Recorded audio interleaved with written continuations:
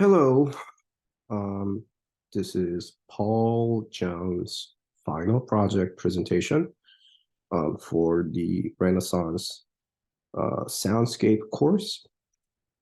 So real quick, initially I chose a different topic based on the notebook from the leader of the church in Florence who left all the documents, but I really couldn't find much information on that topic at all. So I was forced to change my topic. And so now my topic is actually on the spatial imagery of the Annunciation in 15th century Florence, although I will be talking more of the Annunciation as a artistic genre in Europe during the development of art in general.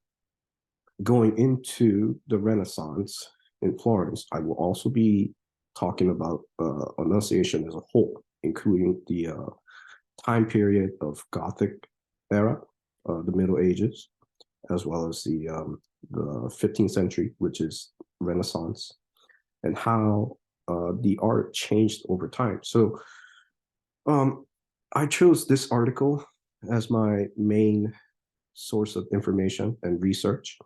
And so, yeah, this article is called Spatial Imagery of the Annunciation in 15th Century Florence. Um, so, real quick, it talks about initially what Annunciation is. So, Annunciation is the event in Bible where Mary is approached by the Archangel Gabriel, and she's told that she'll uh, bear baby Jesus and therefore becoming the mother of God. And this was a very significant event in the Christianity as a religion. On top of that, um, at the time, especially during the Middle Ages, um, people were not as literate as we are now.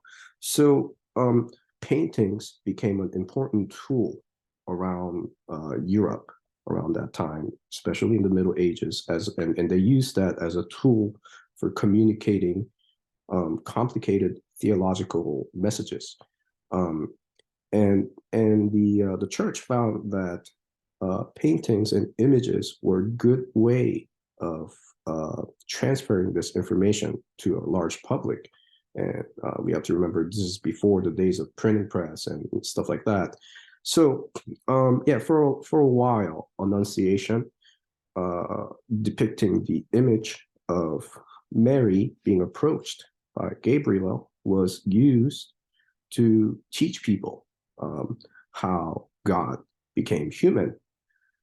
So here I have many different paintings of Annunciation. We will be talking about several of these in detail. Um, so here's one Annunciation. We see Gabriel approaching Mary in blue robe, symbolizing her innocence, her virginity. Um, Here is another one. This we'll talk about very soon, more in detail. Here's another painting of the Annunciation. You can see Mary, Gabriel. Here's another one. And yeah, so again, the Annunciation became basically a genre of painting around Europe. Many paintings were created on this topic, and they serve different purposes.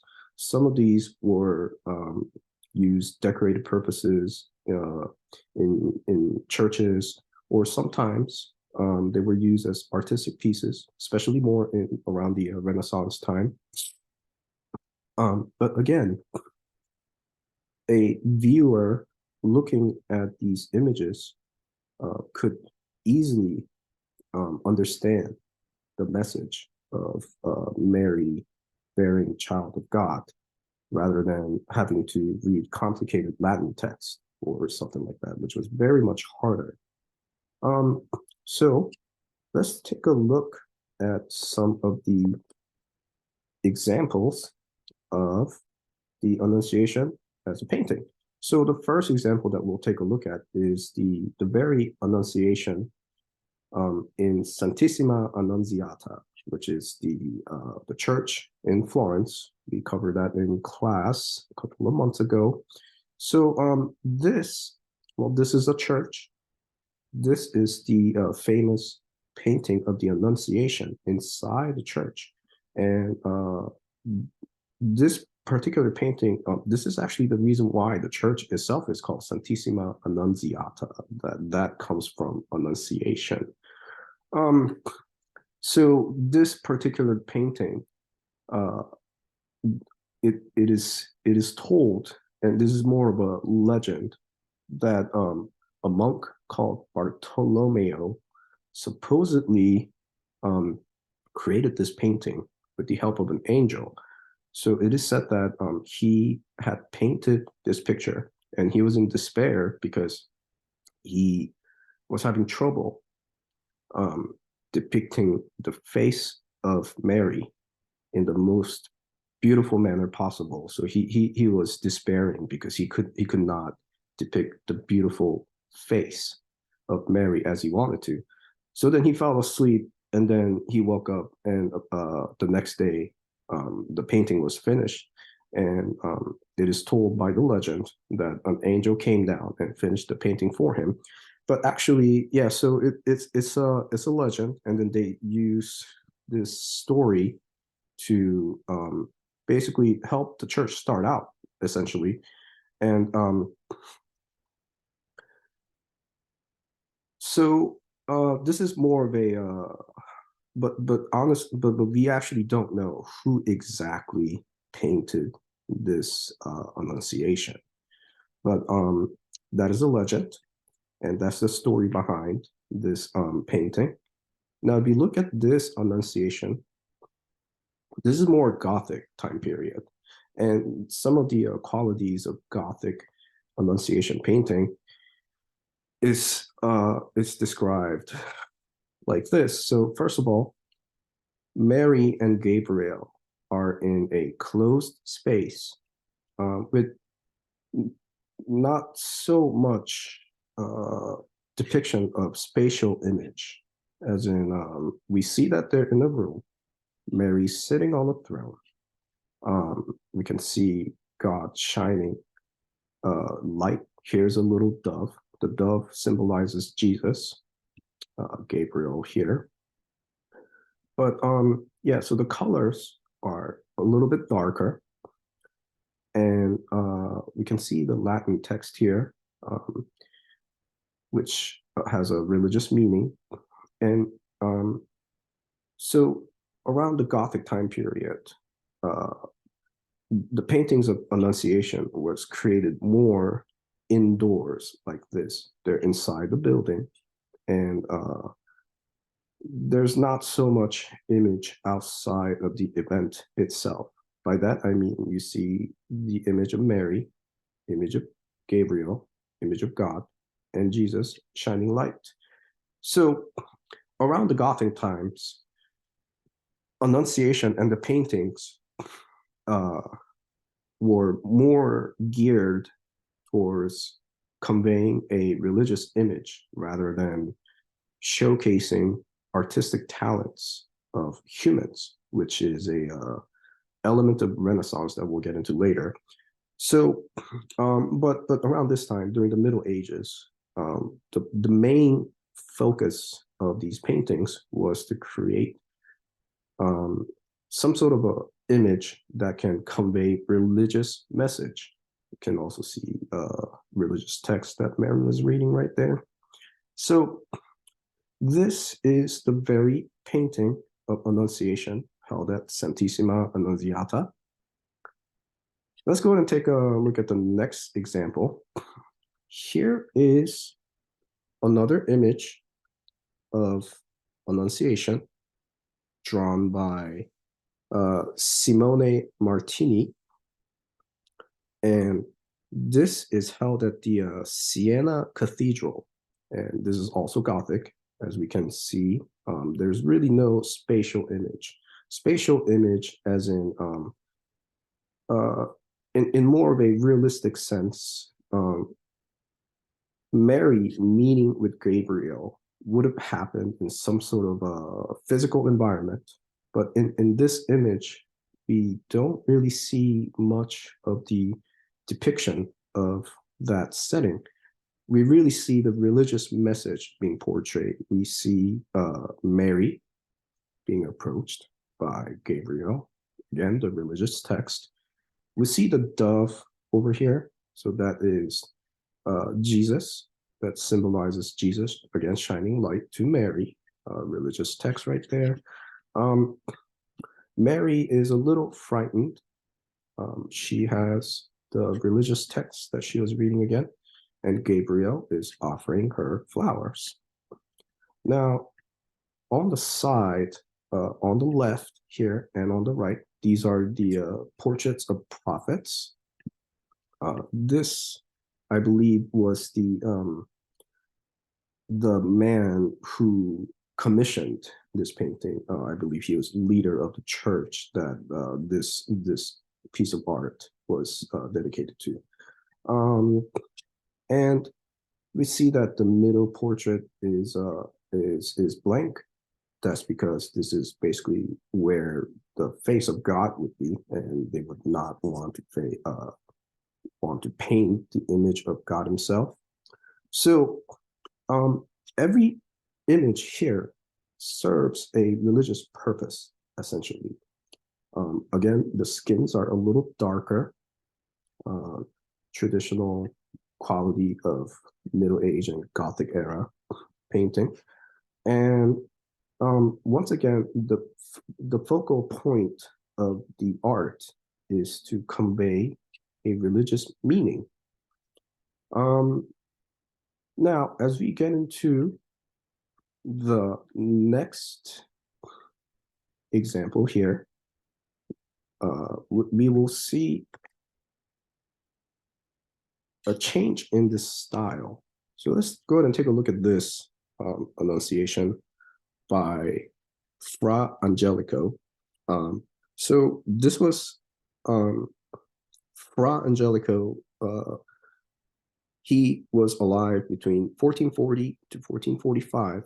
So this is the age of Renaissance. And if you look at this particular Annunciation, it is very different from the other Gothic images of Annunciation. So let's take a look at this one again.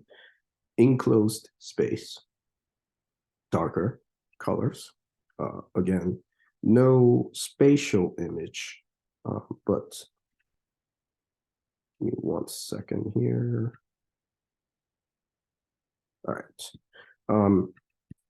So as we get into this more Renaissance style of painting, we want to remember that one of the main qualities of Renaissance means the rebirth of humans and more focus on humanistic elements rather than elements of God and religion.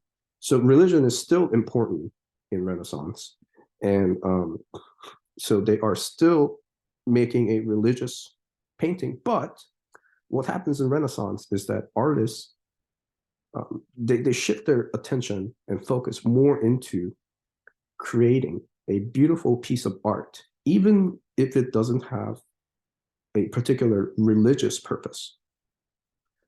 This is where artists are basically being more interested in showcasing or exercising their crafts as an artist.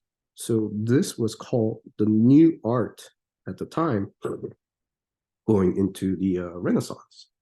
So we see Mary here with her blue robe, again, signifying her innocence. We see Gabriel approaching her. We don't have flowers anymore, not at least not in this particular one. And we see these beautiful images of pillars, arches, and this sort of 3D image of the scenery. So we are seeing more detail in the scene as a whole, as a in terms of visual elements, not so much religious element. We see this fence here blocking the garden. The garden means symbolizes Mary's virginity. The fact that it is blocked off by the fence, that symbolizes the garden being blocked, symbolizes Mary's virginity. But yeah, as we get into Renaissance, we see more artistic patterns, colors, imageries. Again, 3D image, more realistic depiction of what this event would have looked like in real person. So this is what happens as we get into Renaissance. Let's take a look at another painting of the Annunciation. This is also from the Renaissance, and this particular one is by the Domenico Veneziano. And if we look at this particular painting, again, we see the sort of the 3D imagery of the whole scene. We can see the artist took time and great effort to depict images that are farther, closer. And we're basically seeing higher level of artistry, which is different from just solely trying to serve religious purpose in these paintings. So this is when the art itself starts to become more important, not the not only the transmission of a religious message. So that's Renaissance. They are more interested in what humans as artists are capable of doing. So yeah, we see Mary again. She is a little frightened by the arrival of Gabriel, by sudden arrival of Gabriel. The closed garden here again symbolizes virginity of Mary, and Gabriel is offering these beautiful lilies. So it's a little more romantic as well, with the pink garden and these beautiful these beautiful pillars, the beautiful tiles. So very different from Gothic style of painting. We are starting to see more of a modern sense of painting that eventually gets into the like impressionist style of painting and stuff like that. So this is how art developed in the Renaissance. More 3D imagery, more beautiful colors, and we do not see a religious text in here either. And not only that, we do not see image of God in this picture either. So this is more of an artistic creation compared to some of these Gothic style of painting, where this is yes, this is an artistic creation, but every element has more of a religious purpose as to why they are there. More religious purpose and less 3D, more like 2D almost, especially this one. And again, that's because during the Middle Ages, this is before Renaissance, as in before the rebirth of humans and their abilities.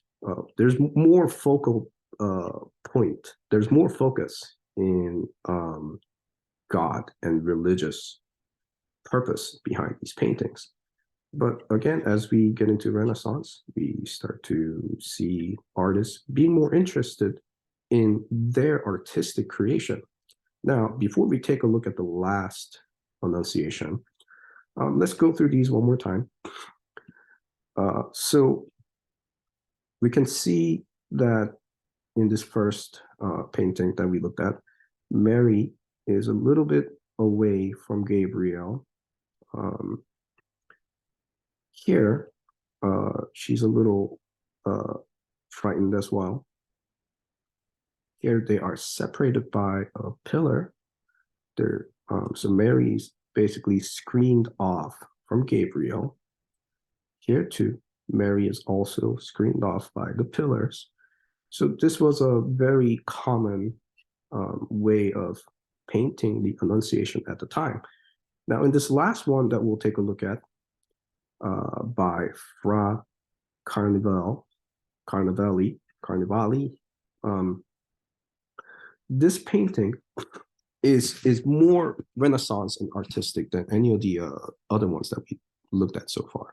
So let's zoom in here. Zooming in a little too much, a little too much. Hold on. There you go. So here we see Mary in a quite different style from the other Marys. She has long blonde hair that's going down. She looks more like a beautiful girl of just in her young age. She's about to be married, and Gabriel again approaches with flowers, and there is no, we see the pillars, but she is not screened off by the pillars. So this was quite revolutionary at the time. And one more thing, this particular painting, I should mention that this one by Fra Angelico, this was revolutionary because this was he was the first painter to include this sort of whole scenery with outdoor setting and everything. So he started this whole movement. Something like this would be called more Sienese school of painting of the Annunciation. Now, again, this particular one by this man whose name was Fra Carnival. He also revolutionized the style of Annunciation by not screening off Mary from Gabriel, and therefore creating a more intimate setting between a human being's interaction with someone else. Again, that is another characteristic of Renaissance, rebirth of humans. And again, Mary is depicted more beautifully as a young girl. Gabriel offering flowers. Again, lots of colors, lots of painting, even in the tiles. So we are seeing the geniusness of the artist himself. And he is showcasing his ability to create a beautiful piece of art. Again, that is a characteristic of Renaissance. If we look closer into the tiles, in each of the tiles, there is a separate painting, which was obviously a very advanced artistic objective. Now, if you look at the surrounding architecture, again, we do not see religious text. So those are pretty much gone by this time. No Latin texts. The buildings, lots of colors, very pretty, and lots of spatial imagery. We see the garden past the door, and if we zoom in to the garden, we can see how much the artist paid attention to draw this spatial image of a garden far away from the original point of view of the observer. So again, the art is becoming more advanced, and there is more focus in portraying virtuosic artistic qualities rather than just religious meaning. We do see the dove here, which symbolizes Jesus. And if we zoom in, we can see that he's shining light onto Mary. Now, if we zoom out as a whole, even Jesus, even the dove, which symbolizes Jesus, it almost just looks like it's added in there just to help the whole image make seem more beautiful. So this is certainly not something that artists of Gothic period would have done. But yet, it is certainly what artists did in the Renaissance. And if we follow the artistic trends after the Renaissance, after Renaissance, we see more paintings that don't even have anything to do with religious meaning. And this is kind of how this is the whole how the whole wave started to shift in Renaissance. People were moving out of the religious frame and getting into just creation of art itself for themselves and their creativity. And yeah, so now let's take a look at some of these Annunciation that we looked at beforehand again, knowing these details. So here's Mary. This particular one is again Renaissance period. We see the outdoor image. We see these beautiful bed furnitures, all these beautiful drawings of tile. Mary is separated by a pillar here between Gabriel and herself. This is a very common aspect of Annunciation. So this is, we looked at this earlier. This is the one at the Santissima Annunziata. Yeah, again, the painter is actually unknown. The legend has it, again, the monk was drawing it, but that's just a legend. Again, more Gothic, less details, less interest in painting the surroundings. This really just serves a religious purpose. Here's another one. We can see the Mary is indoor, not much happening outdoor. Just dark sky. Gabriel is waiting outside. Mary is a little frightened. So again, this is more Gothic. Take a look at this one.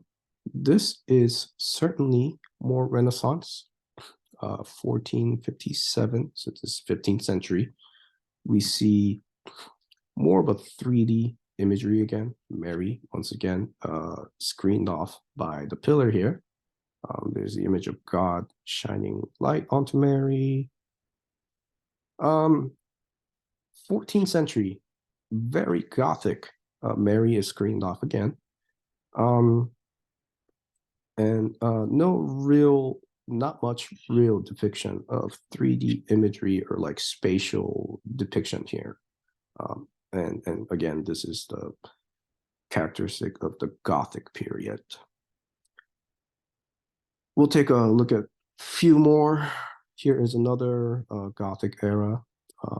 We can see Mary sitting on the chair, on the bench there, but we can see the size of Mary here is almost as big as the room itself.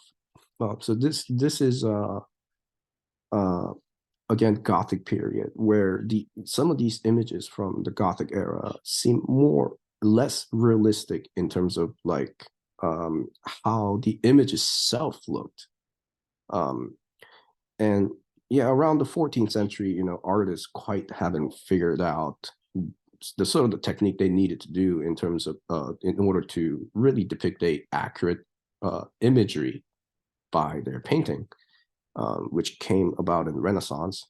1424, this is, I guess, right around the birth of Renaissance, but this is still more Gothic. But we can see the imagery starting to be more realistic.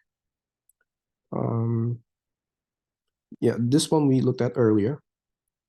If you look at this painting again, we can see that proportionally speaking, the space and the characters and the events, it is way more realistic, way more pleasing to look at for the eyes.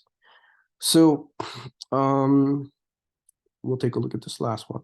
So this is from the 13th century, very, very Gothic. We see basically no representation of the scenery here. We just see the event being God sending Jesus to Mary and Gabriel there to basically send a message to her. We don't see much in background. So anyway, that is my presentation. I hope you enjoyed it. I again chose this topic on Annunciation. I thought it was very interesting, and it's certainly one of the important aspect of Renaissance and Middle Ages art.